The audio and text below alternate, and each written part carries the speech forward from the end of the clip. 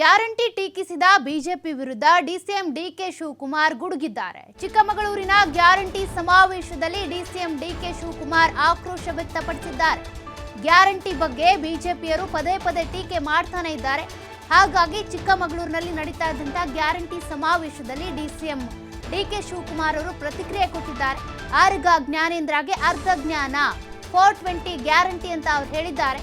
ಇತ್ತ ಶಾಸಕ ಸುನೀಲ್ ಕುಮಾರ್ ಕೂಡ ನಮ್ಮ ಗ್ಯಾರಂಟಿ ಬಗ್ಗೆ ಮಾತನಾಡಿದ್ದಾರೆ.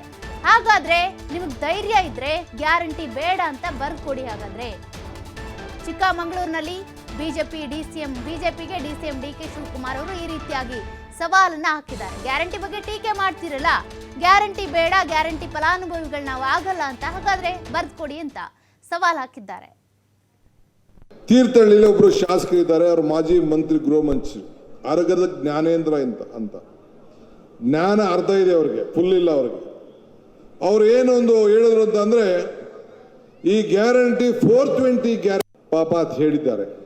ನಮ್ಮ ಸುನೀಲ್ ಕುಮಾರ್ ಅಂತ ಹೇಳಿ ನಿಮ್ಮ ಪಕ್ಕದ ಜಿಲ್ಲೆಯ ಶಾಸಕ, ಗ್ಯಾರಂಟಿಗಳಿಂದ ಜನರ ಬದುಕು ಸದೃಢ ಆಗಿದೆ ಶಾಸಕ ಸುನೀಲ್ ಕುಮಾರ್ ಅಂತ ಹೇಳ್ತಾ ಇದ್ದಾರೆ. ಅಂದ್ರೆ ಬಿಜೆಪಿಯ ಶಾಸಕರಲ್ಲಿ ಕೂಡ ಗೊಂದಲ ಇದೆ.